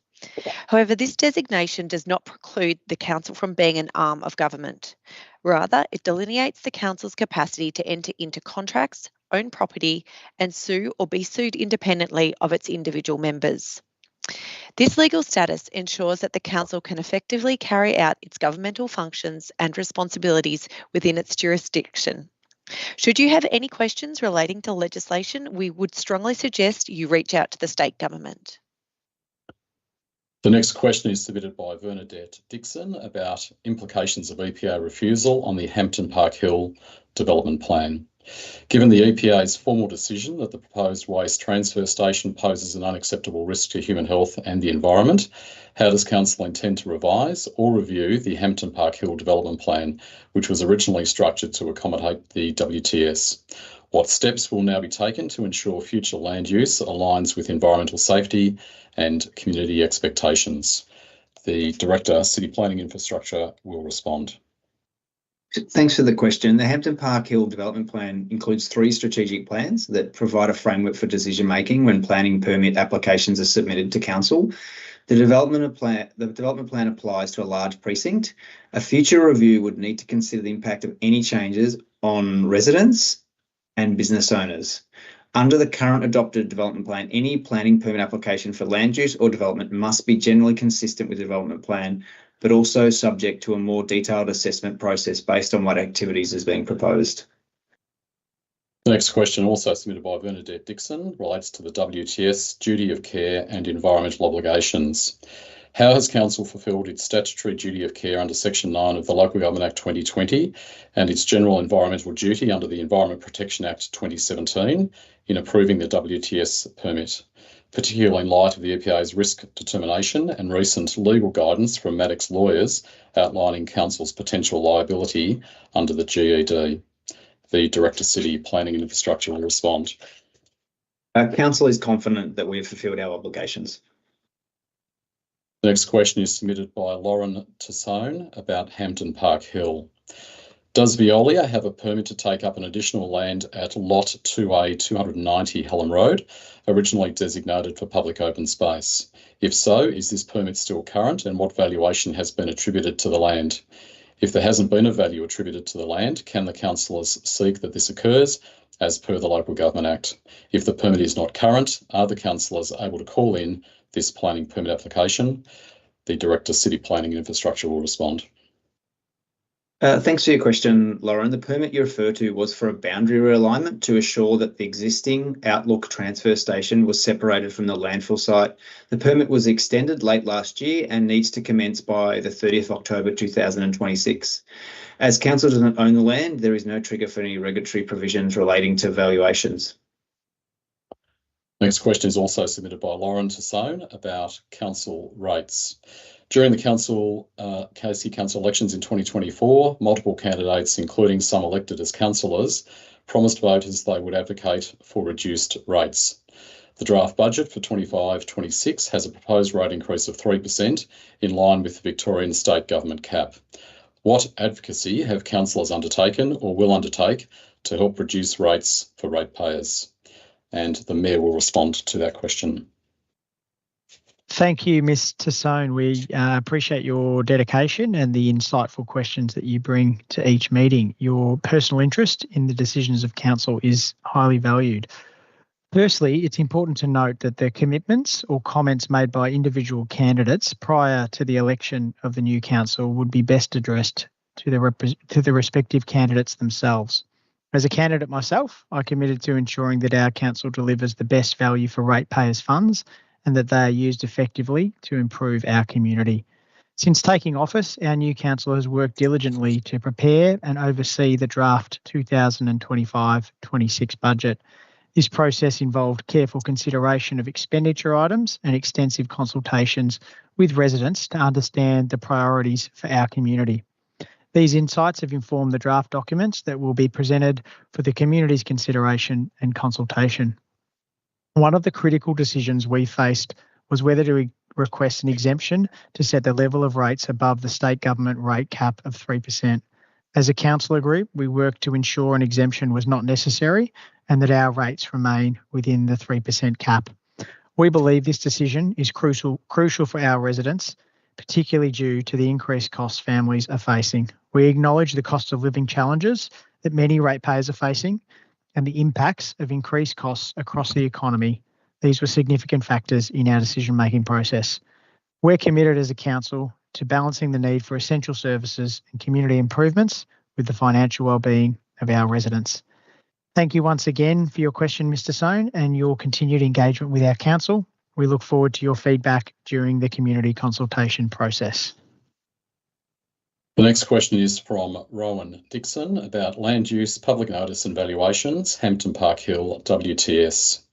What was the purpose of the 2022 land extension involving lots 10A and 2? Was it primarily to meet the now obsolete 250-metre EPA guideline? Why did council not issue public notice or obtain independent land valuations for this and the Lot 4 and Lot 1 land swap involving council vested land as required under Section 114 of the Local Government Act 2020? Will council now review the planning implications given the EPA's finding that the WTS poses an unacceptable risk to health and the environment? And the Director of City Planning and Infrastructure will respond. Thanks, Rowan. The matter you refer to is a planning permit for a boundary realignment. The boundary realignment separated the existing Outlook transfer station from the landfill site. Regarding the next part of your question, council does not own the land identified for future public open space. Therefore, Section 114 of the Local Government Act did not apply to decisions made by council in regards to the future public open space on this site. In response to your final question, we will consider any planning implications for the site after VCAT hands down its decision on the appeal for Veolia's development licence later this year. The next question is also submitted by Rowan Dixon about the planning permit validity following EPA refusal. Given the EPA has now formally determined that the proposed WTS poses an unacceptable risk to human health and the environment, how can council lawfully maintain the planning permit when any variation would still be fundamentally inconsistent with this risk finding? Will Council revoke the permit to avoid breaching its obligations under the Planning and Environment Act 1987 and the General Environmental Duty in the Environment Protection Act 2017? And again, the Director City Planning and Infrastructure will respond. Thanks, Ryan, for your questions. Veolia cannot act on the planning permit without a development licence. Unless a development licence is granted by VCAT later this year, the permit for the waste transfer station cannot be built or operated. Council cannot revoke the planning permit for the waste transfer station. If there is a material change in circumstances, Council may apply to VCAT to cancel the permit. It is possible that VCAT refusing to grant a development licence would meet the material change requirement. The next question is from Trudy Quiros about Hampton Park Hill Development Plan Future and Risk. Given that the Hampton Park Hill Development Plan was intended to enable a WTS, what is its future now that the WTS has been deemed unsafe? Is Council willing to accept the ongoing health risk tied to this site and the legal responsibilities that come with it under the GED? And again, the Director of City Planning and Infrastructure will respond. Thanks, Trudy. The Hampton Park Hill Development Plan includes 3 strategic plans that provide a framework for decision-making when planning permit applications are submitted to Council.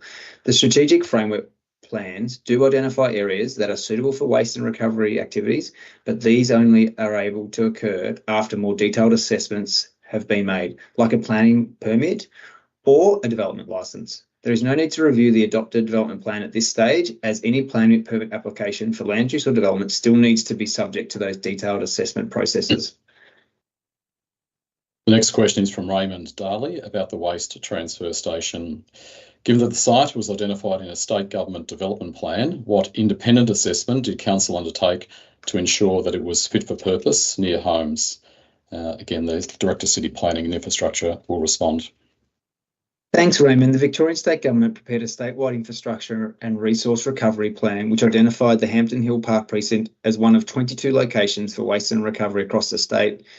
A detailed assessment of the precinct was undertaken as part of the preparation of the Hallam Road Waste and Recovery Hub Plan 2022, prepared by the Metropolitan Waste and Recovery Group, and as part of the preparation of the Hampton Hill Development Plan, July 2023. A more detailed technical review of these activities to confirm their suitability forms part of the planning permit and development licence processes. The next question is from Laura Rayner about transparency and community accountability. How will Council ensure that future waste infrastructure planning includes independent risk reviews and meaningful community consultation?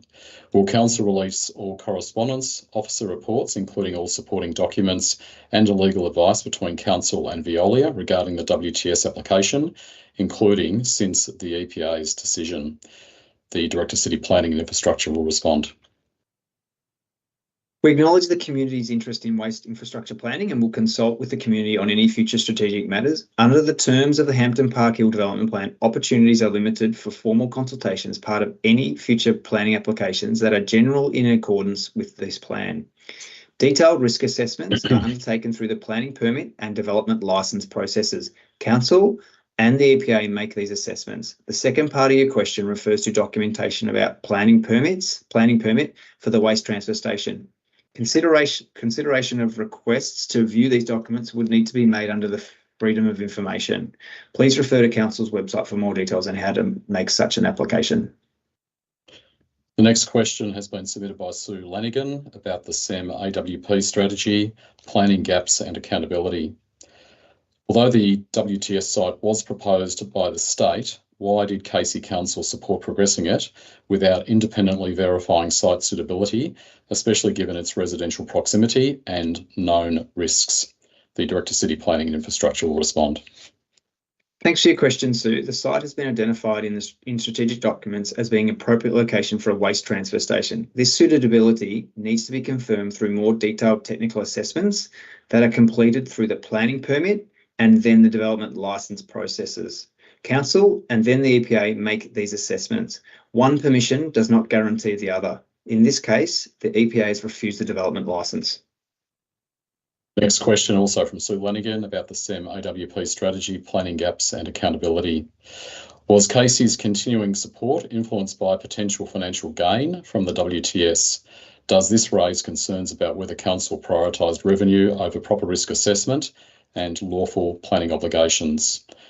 Director, City Planning and Infrastructure will respond. Thanks, Sue. The proposed Hampton Park Waste Transfer Station would be privately owned and operated. There is no financial gain for council from its operation. The assessment of the planning application was independent of any SEMAWP discussions and met council's lawful planning obligations.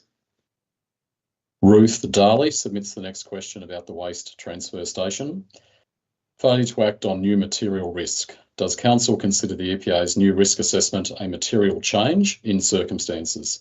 If so, why hasn't council acted to revoke or review the planning permit as required under Section 87 of the Planning and Environment Act 1987, where material risk to health and safety emerges?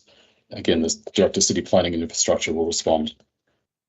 Thanks for your question, Ruth. The EPA's recent decision to refuse the development licence is subject to appeal. Therefore, any consideration of material change in circumstances needs to wait until the VCAT hearing in August. Further question from Ruth Darley about the waste transfer station. Community safety and legal exposure. Will council accept full liability for health, environmental or financial consequences arising from activation of the planning permit now that it has been formally declared unsafe by the EPA? Will it indemnify affected residents should adverse outcomes result from inaction? And again, the Director, City Planning and Infrastructure will respond. To your question, Ruth, Veolia cannot act on the planning permit without a development licence. Unless a development licence is granted by the VCAT later this year, the permit for the waste transfer station cannot be built or operated. The next question is about public appearances with politicians from Amajat Gill. Mayor Stephen Cooman attended a community barbecue, chai and chat event on the 5th of April with Federal Labor MP Julian Hill. Mr Hill posted about this event on social media, but Mayor Cooman was not tagged and did not appear in any photos. Mayor Cooman, for his part, did not post about his attendance despite being a prolific social media user himself. Who organised this event? Did Mayor Cooman attend as Mayor or as an ALP member? Did he use council resources to either support or attend the event? And the Mayor will respond to that question. Thank you, Ms Gill, for your 3 questions and your feedback about my social media use. I appreciate the opportunity to clarify any questions surrounding this event. The event was organised by the local federal member for Bruce, the Honourable Julian Hill MP. I accepted the invitation to attend as Mayor of the City of Casey months ago as an opportunity to hear from residents and address any issues they had regarding council matters. No council resources or ratepayer funds were used to organise, support or promote the event. My attendance at this event was in my capacity as Mayor. This is consistent with the dozens of other listening posts and barbecues with councillors, MPs and community groups that I've attended since being elected Mayor. Regarding my social media activity, the social media accounts of individual councillors are separate from those of the City of Casey and are managed by the councillors themselves. I attend many community events and meetings each week and do not post about all of them. I attended 8 events on Saturday, 5th of April, and only made 2 social media posts in relation to the events that day. Thanks for your questions. And the final question is also from Amajat Gill about political and electoral content. How does the City of Casey ensure the public statements and activities of councillors are not electoral or political in nature? What recourse is available to City of Casey employees or members of the public who believe a councillor has inappropriately introduced political or electoral matter into their statements or activity? And the Director, Customer and Corporate Services will respond. Thank you for your question. Councillors are responsible for their own actions, comments and reflections on all matters. At the commencement of their term and regularly throughout, councillors are strongly encouraged to maintain political neutrality. Councillors are also provided with mandatory and necessary training and development over their 4-year council term to ensure they understand their role and responsibilities in acting on behalf of council and the community. The Model Code of Conduct does not prevent councillors from expressing their personal views, but provides a framework to ensure that those views are expressed in a civil and respectful way. Failure by a councillor to comply with the Model Code of Conduct constitutes misconduct under the Local Government Act 2020. If a member of the public or council employee believes that there has been failure to comply with the Model Code of Conduct, a report can be made to the City of Casey Governance Team or made directly to the Local Government Inspectorate. Now, Mr Mayor, just to finalise the public questions section of this meeting, I wish to inform everyone that we have received 51 questions. 2 of those questions were withdrawn at the request of the submitter. There were 8 public questions that were ruled invalid. An additional 6 public questions were outside the 51 were received after the 10 a.m. cutoff, and the following submitters have been notified. In relation to invalid questions, these people have been notified of that decision: Paul Homolka, Jackie Home, Raymond Daly, Laura Rayner, Chris Lucy and Malcolm Sharp. And in relation to public questions received after the 10 a.m. cutoff, Maria Pintordi, Anthony O'Hara, Sarah Sherlock, Yen Trung and Shannon Litch have been advised. Thank you, Mr Mayor.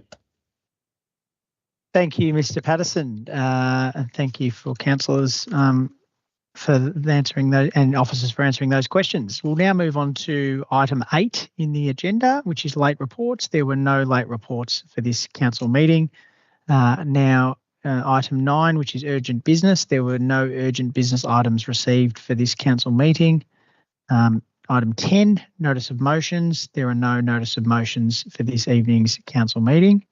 And that takes us through to item 11, which is closed council. There is one closed council report for this meeting.